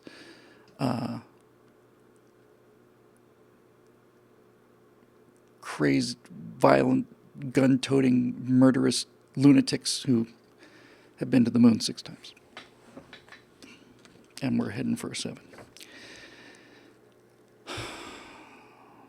Cameron Smith says, Bill, why not do live talks in Dallas-Fort Worth area? If you look at the electoral map, Collin County, Texas is as dark red as it gets. Seems like a place where you could make a killing doing conservative self-defense talks.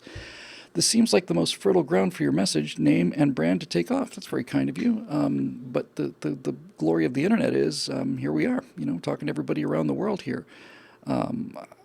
People ask me all the time, Cameron, I mean, virtually every time I'm on the road, and especially when I'm in Dallas. When we went out to the happiest hour in Dallas, Sarge and Dave and everybody said, why don't you live here? Why are you going back to California? It's so crazy there. And I tell them, if you're going to be a volcanologist, you got to live next to the volcano, right? But the real answer is because the weather in California and the scenery it's unsurpassed. It's unsurpassed. You're talking about a kid who grew up in Bermuda, which is one of the most beautiful places in the world, and then went to South Florida, where I think the highest elevation is probably 7 or 8 feet above sea level in South Florida. And it's very wet. In fact, it's damp all the time. You're always damp. And at 9 o'clock, 9:30 in the morning, in the summertime, that hot, humid sun is pushing you down into the ground. And there are mosquitoes there, and in waves and giant palmetto bugs, which really don't bother me so much, but the mosquitoes certainly did. By the way, I heard a joke about mosquitoes from a book called With the Old Breed, which is about a guy named Edward Sledge's experiences on Peleulu and Okinawa. And I think these were 2 Australians talking, and they were talking about the mosquitoes. And the mosquitoes were trying to decide whether or not they should, eat this, suck all the blood out of this human right here, or whether they should take it back. And the other mosquito says, well, if we take it back, then the big ones will get us. We'll get it. Probably mangled that more than I needed to. No, I mean, it's important for me to be here. Texas doesn't need any help. Texas doesn't need any help. Now, Sarge points out the painful truth, and that is that you have to pay those crazy taxes. If I were to move to Texas tomorrow, I would suddenly be 9% richer than I am now, instantly. We have a 9% income tax rate. And then, our sales tax is insane. Property taxes are insane. Everything's regulated here.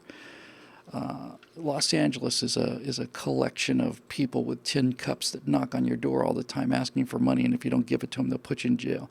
It's a horrible place politically, and it's terribly run, and the roads are crap, and we have the 5th biggest economy in the world, or used to anyway, and nobody knows where it goes because it's not going into roads, it's not going into irrigation, it's not going into power plants, it's not going into any of these things, it's going into people's pockets.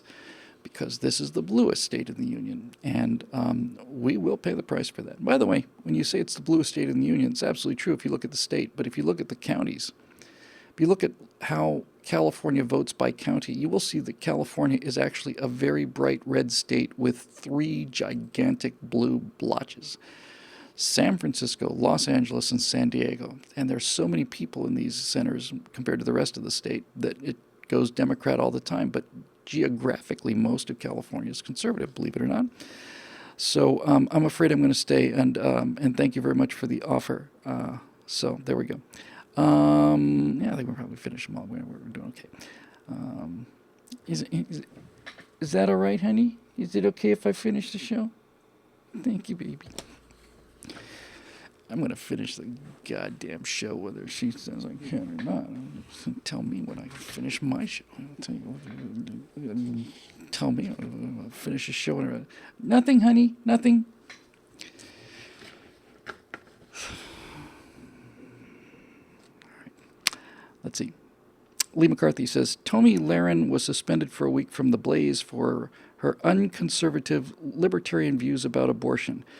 What do you think of her comments themselves? And A, what do you think of the comments themselves? And B, what are your thoughts on her being suspended? I didn't hear the comments. I got a pretty good idea of what the comments are. I think it's raw cowardice, and I think it's shameful. And I think Glenn Beck should know better than that. We took a lot of heat as a company and me individually during all of 2016 because one of my close friends and associates who I've been a close friend and associate with for many, many years had a opposing viewpoint about a presidential candidate, and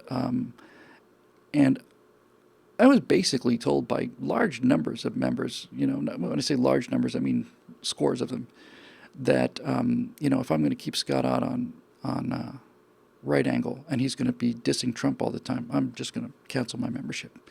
And my response was, well, I'm sorry to hear that, but here's your money back.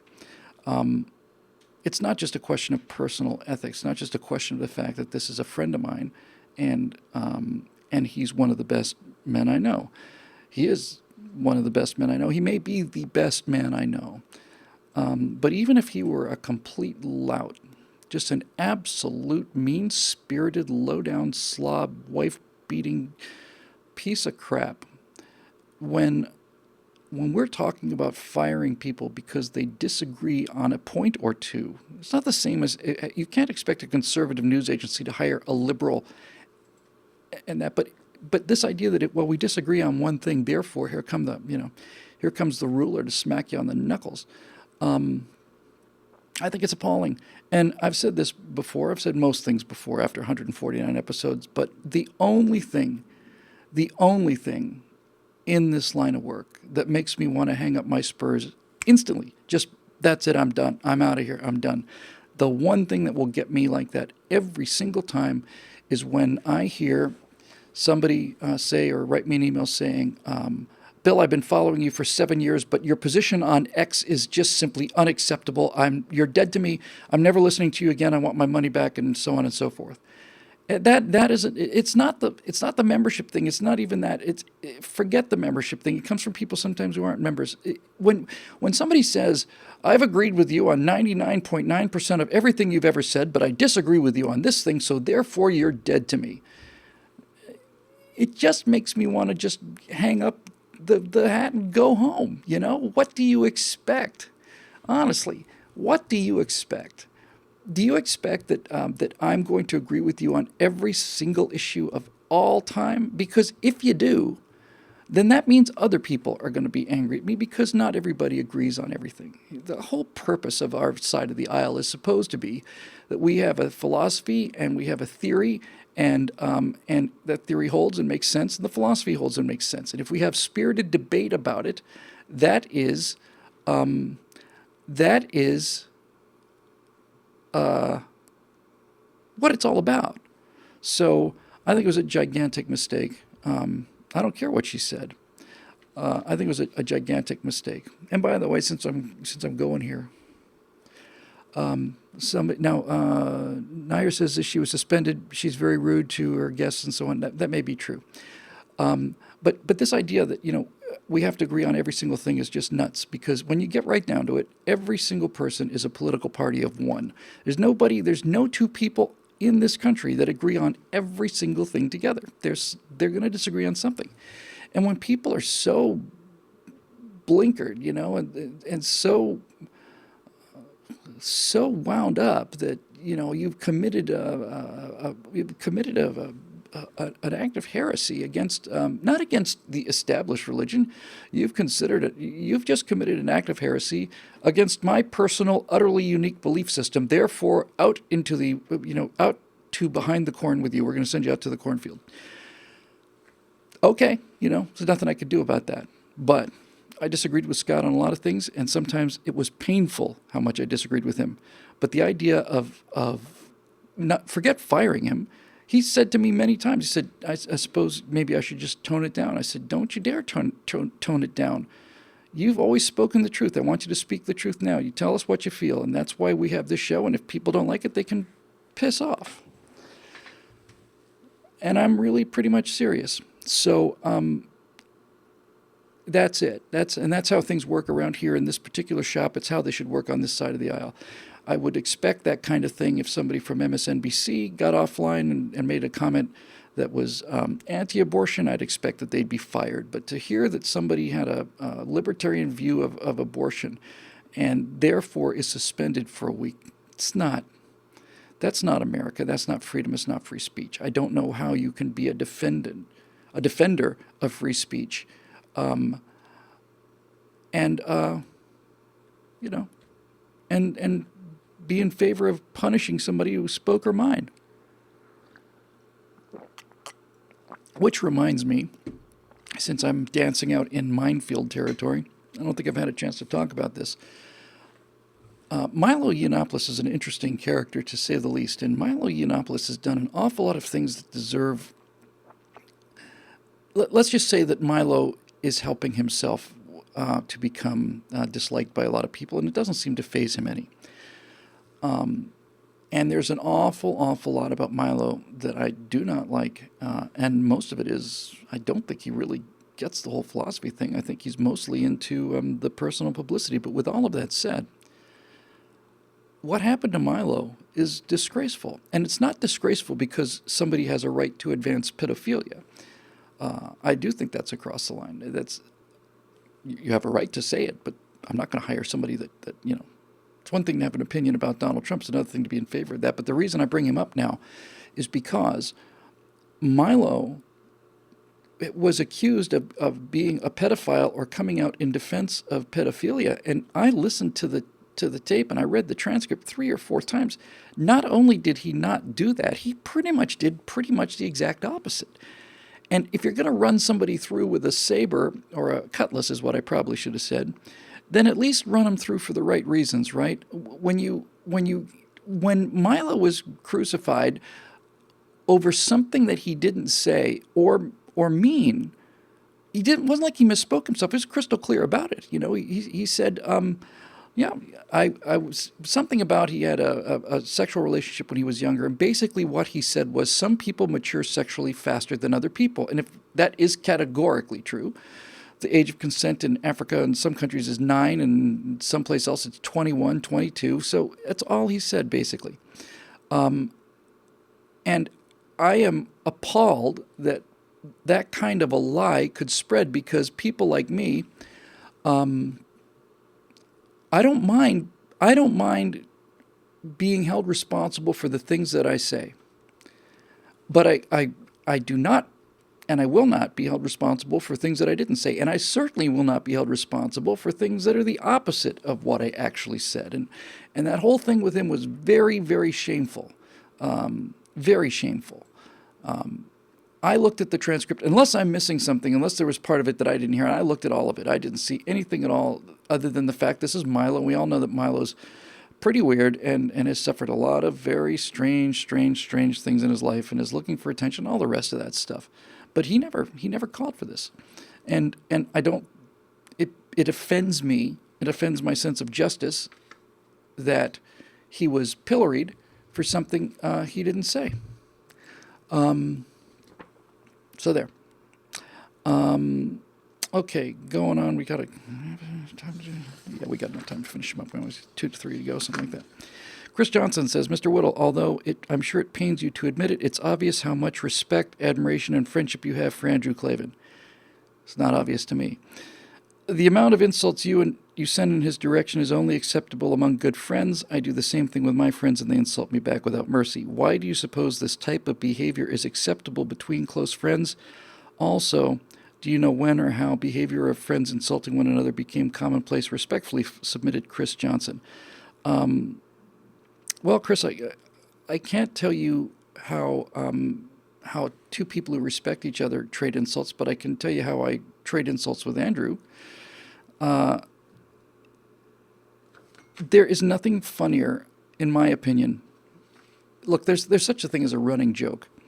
And a running joke is obviously a joke that's repeated. And for most jokes, you can repeat it, and up to 4 or 5 times, the more you repeat it, the funnier it gets, until finally you're tired of the repetition, because the repetition is where the laugh is.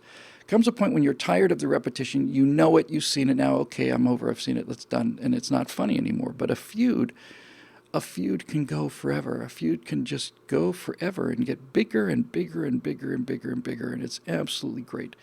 And I just adore listening to Jack Benny and Fred Allen, who were, mortal enemies for their entire careers as giants of radio, when in fact they were really good friends. Now that's Jack Benny and Fred Allen.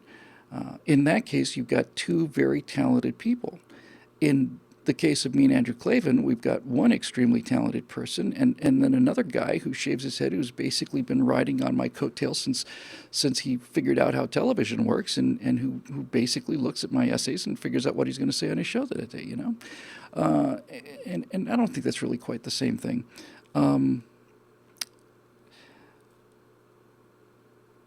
If I had to...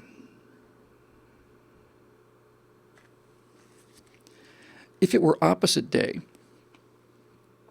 I would say that that Andrew Clavin has a moral clarity that I've not seen equaled by anybody. He doesn't know jack about anything, but he has a moral clarity about things that astonish me.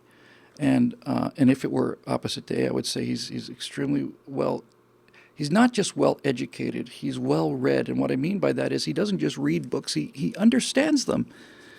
It's the greatest line in the history of cinema, by the way, I think, is in Fish Called Wanda, where Kevin, my mind is going so fast. Oh, forget it. It'll come back to me. Kevin Kline. Kevin Kline is playing the idiot in that movie, and Jamie Lee Curtis is very annoyed with him, and she calls him an ape, and Kevin Kline says, yes, well, I read philosophy, so do apes read philosophy? And Jamie Lee Curtis says, they read philosophy, Kevin, they just don't understand it. And I just thought that was just beautiful. Many times now I won't ever watch the Andrew Clavin show because I have things to do with my time. But sometimes you'll hear it on being played in rooms, and I'm talking about your lower class establishments, some kind of a flop house or something like that, or where people are, I don't know, you get the idea. Places of ill repute, the kind of places you wouldn't want to be seen. Sometimes they'll have the Clavin show on very loud, and you'll drive past and you hear a little bit of it here and there. And I'm shocked at how many times Andrew Clavin has stolen my ideas before I've had a chance to think of them. I find that reprehensible in a professional. Many times I've listened to him speak and I said, that's exactly what I would think right about now. After hearing you say it, you stole the idea from me before I had it. And if that's not the lowest of the low, then I simply don't know what is.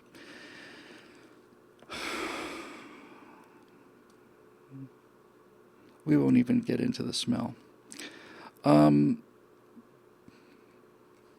just made myself laugh. Matthew Lloyd, 2 to go, says, hey, Bill, I know it's not like you have anything else going on right now, but I've got to keep asking, when are you going to join us in the hottest space sim, Star Citizen, and the hottest organization in that space sim, the Stratosphere Lounge? It would be fun to do an in-game Stratosphere Lounge stream from the stratosphere of an actual in-game planet. So the question is, from Matthew Lloyd, Bill, at what time can we expect to see you in the Star Citizen universe? And Matthew, I think the question is going to have to be never, because I have seen so much of Star Citizen that I have a very strong feeling that my presence in the Star Citizen universe will be binary. It will either be never or always. I will either never play it or I will never leave it. For those of you who have not seen it, you might want to look up Star Citizen on YouTube. We got thousands of videos by now. It was a crowd-funded thing, I think, and by the guy. Was it the guy who did Wing Commander? I remember playing Elite, and Elite's got a new version of it. But Star Citizen is breathtaking. Star Citizen is everything I ever wanted as a teenager, as an adolescent. It's everything I ever wanted. It is an unlimited universe. It's tremendously good-looking graphics. It is the ability to simply go from one point on the surface of one planet to another point on the surface of another planet without any cutscenes.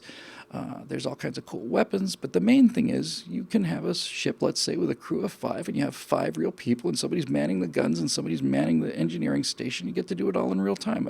Cooperative gameplay to me is infinitely more fun than playing against other humans. Infinitely more fun.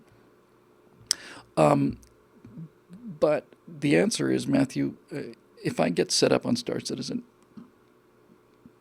I suspect that Natasha will never see me again, and neither will you. I'll be out there someplace distant. It is everything I ever wanted as a sci-fi kid, as a teenager, and actually as a grown adult man, if you can believe it. It's what I've been waiting for basically my entire life, is a fully interactive universe of people that everything is going on all the time in real time, and it's just so beautiful to look at. It's just so beautiful to look at. It's absolutely shocking. Oh, as a 3.0 demo? I'll do that. You know what? I'm going to do that. I'm going to write that down. You see, here's a piece of paper, and here's me with a pen. I'm going to write that down because I want to see more Star Citizen. And I can afford to spend 10 minutes watching my what my fiance calls my silly videos, but that's about all I can spend. But that's one I'm going to look at right as soon as this show is over, because I think that game is badass. And the only thing that would get me away from Star Citizen is DCS. You still out there, Foghorn?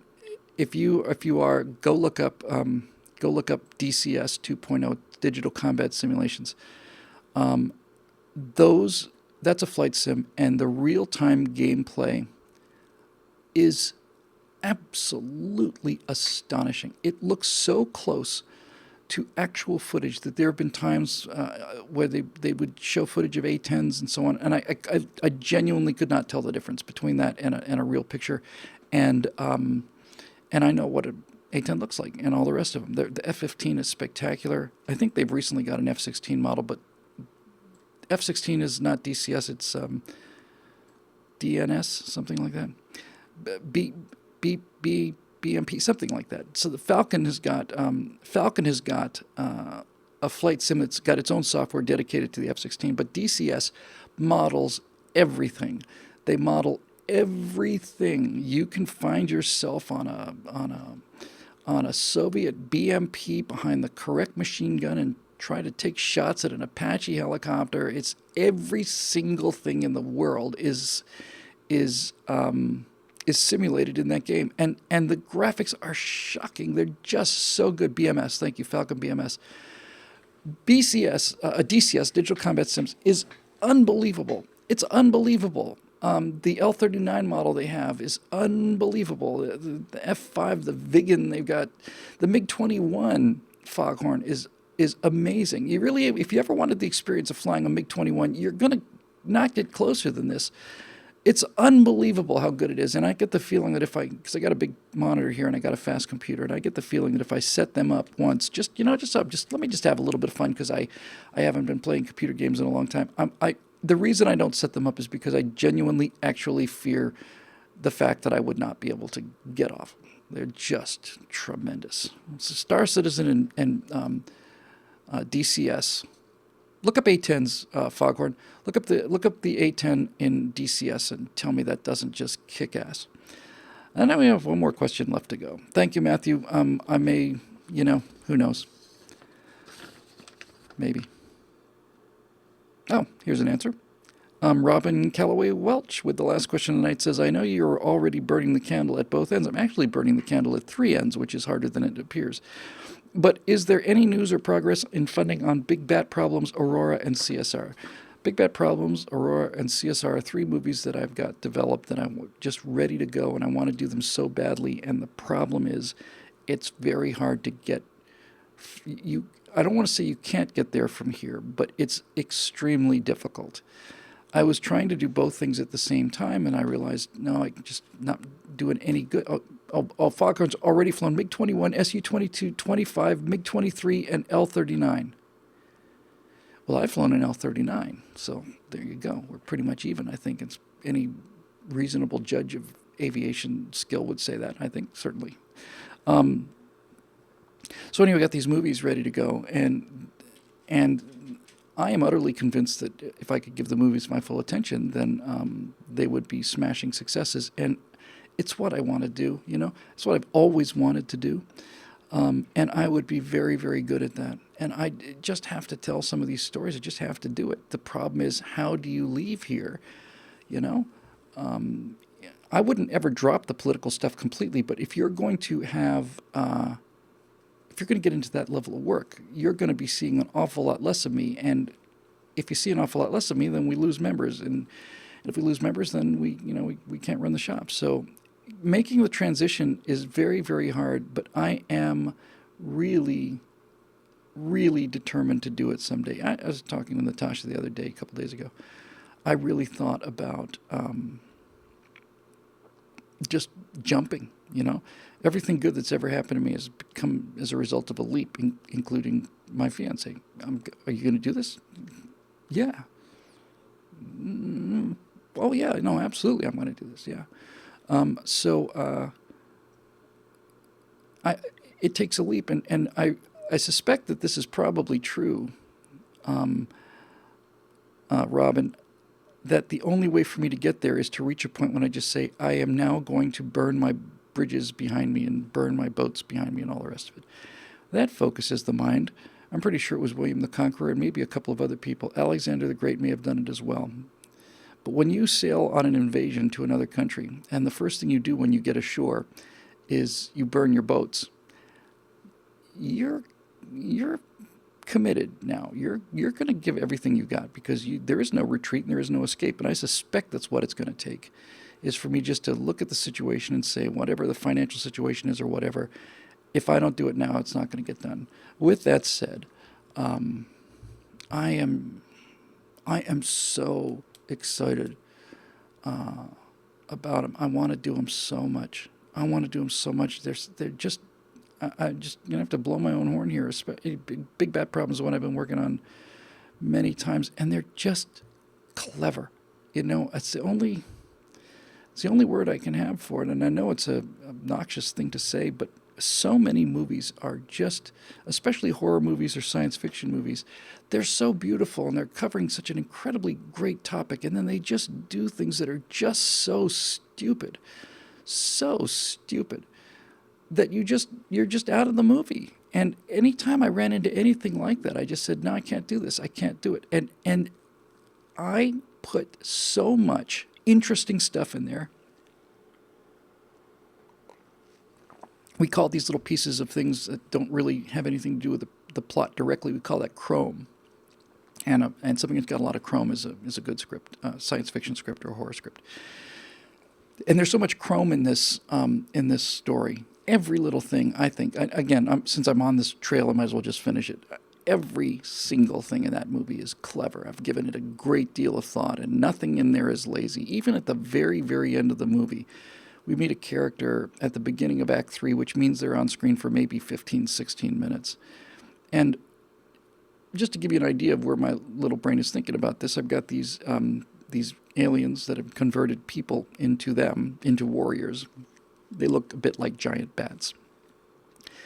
And as we get closer and closer and closer to where their hive is, where the big climactic big fight is, they meet a person who's been living next to them for years and has managed to survive. Now she's barking mad, but she's done it.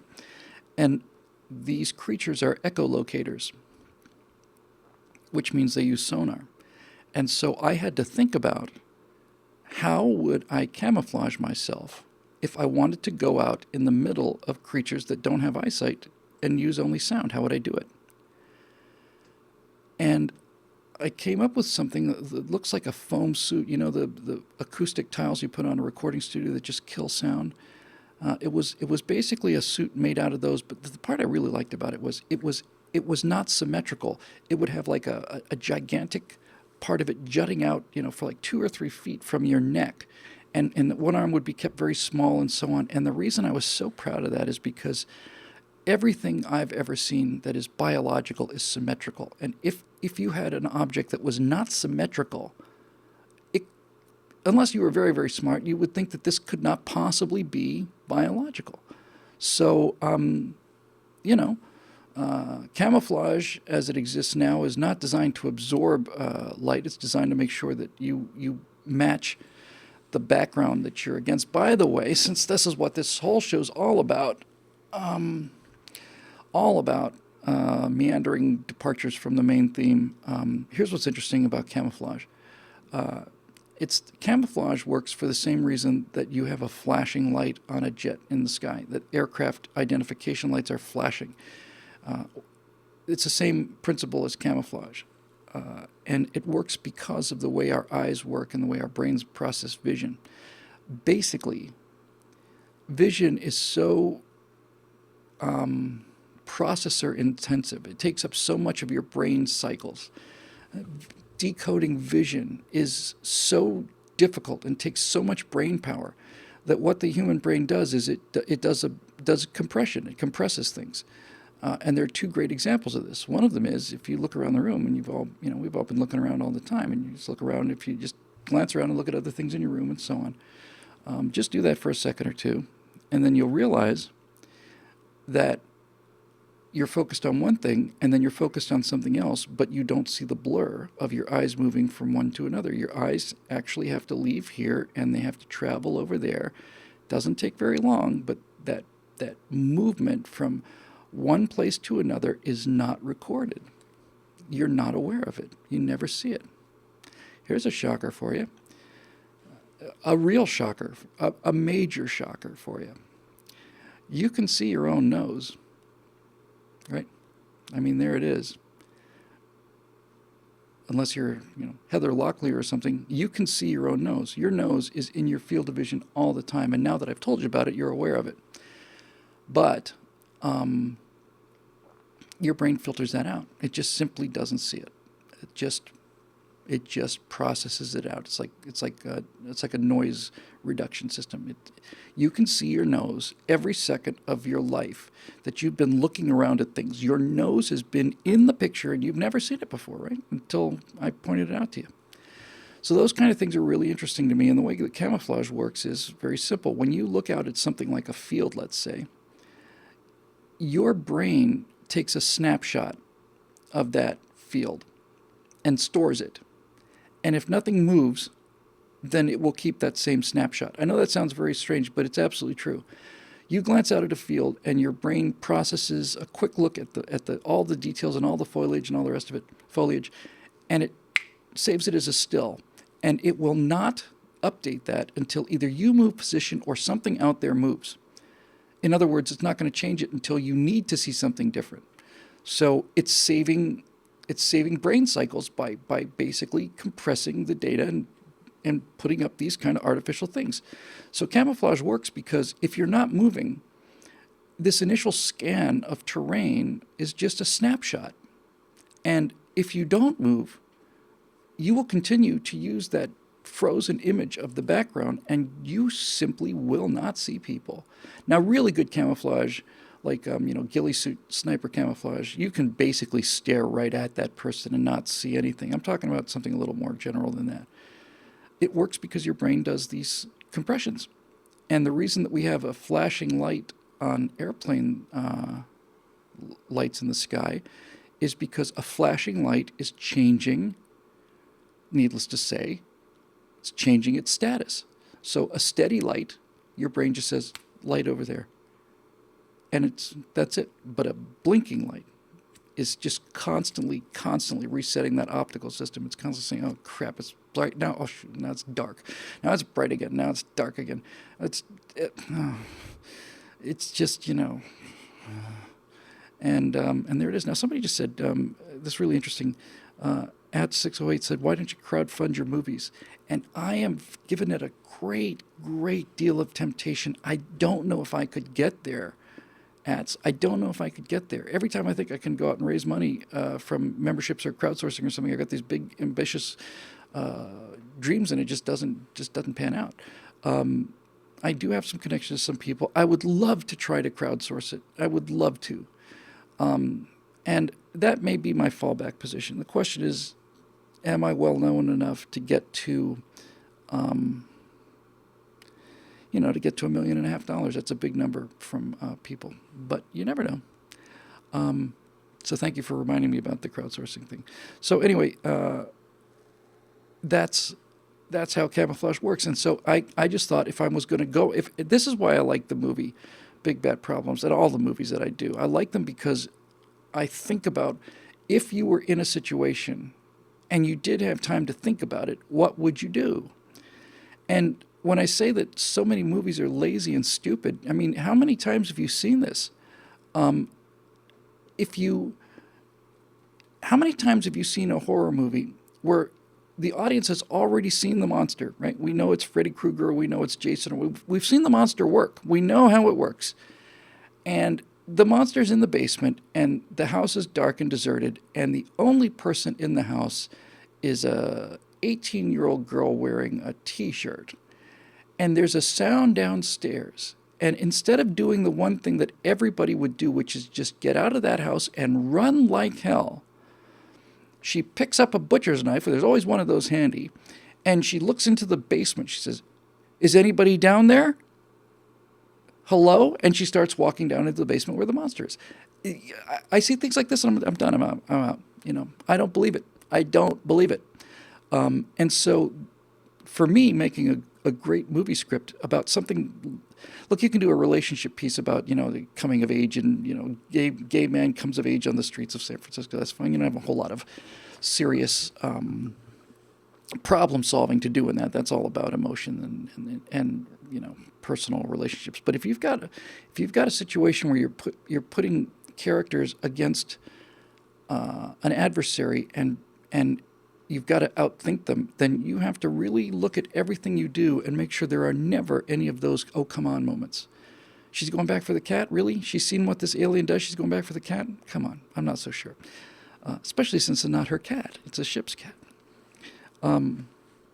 So I just think about these things, and I needed somebody who was invisible to these creatures for the big final fight. And I thought, if I was going to make an invisibility suit for a creature that used echolocation, what would it look like?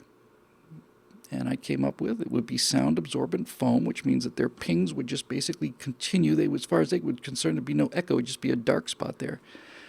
And even though the dark spot was there, you'd have an outline of the dark spot. But if the outline of the dark spot was noticeably asymmetrical, it would take an awful lot of processing power to assume that that's a biological creature, because these creatures are not terribly smart. They're warrior type cast insects.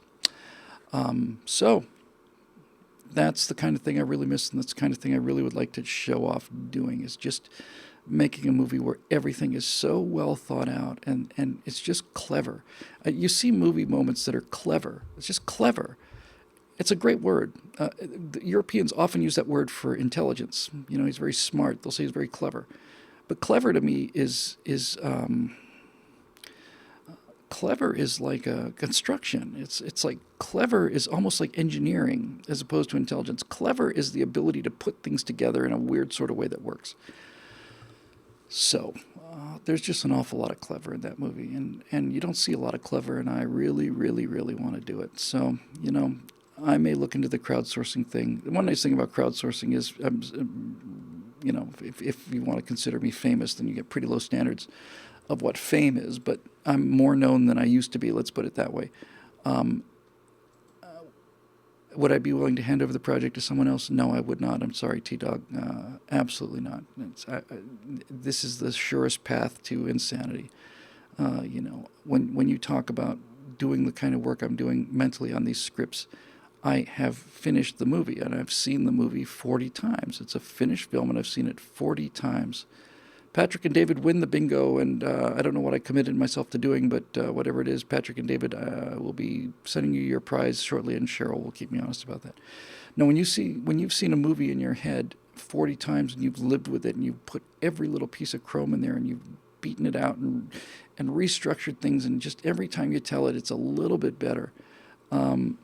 You can't just turn that over to somebody. You just can't do it. You're going to be disappointed enough when you get to the set, because everything's perfect in your head until you shoot it. So the downside of making movies is, as a writer-director, the downside is you have an image in your head which is perfect, and when you get out to the field, nothing's perfect. That's the negative. But the positive is, when you're dealing with creative people, good actors, good lighting people, good sound, whatever, when you're dealing with creative people, they will surprise you with things that you hadn't thought of. They will come up with things that you simply hadn't thought of that are far better. than either what you had or was just some area that wasn't filled in, and a good actor will have some piece of business or something. And when you're working with people like that, then the director's job is essentially to be a filter. Like, should I let this brilliant idea go through? Does it help the story? Yes or no? If not, it's wonderful, but can't do it. If so, yes, absolutely. And so on and so on and so on. In any event, look at that. It's just about 2 hours, almost exactly. So I think we're going to call it a night here for 149 episodes of the Stratosphere Lounge. And I know there's a lost episode out there somewhere too. As always, this show is made possible by the paying members at BillBuddle.com. If you're watching on YouTube and you're not one of those paying members, I'm not going to ask you to do it. I usually do, but I'm not going to this time. I will say, just if you could just hit the subscribe button, that would make a lot of difference to us. We're actually getting to the point where you can actually start to see trickles of revenue from some of the numbers that we're doing. So if you want to subscribe and like us on Facebook, if you haven't done those yet, it would mean a lot to me. You don't even need to give an email, just have to push a button, and that's all there is to it. So that'll do it. I guess I always have a hard time kind of just wrapping up the show, so I'm just going to wrap up the show. I'm going to tee up the little file that says TSL silent, and I put that in the preview window, and then I'm going to switch it to the live window, and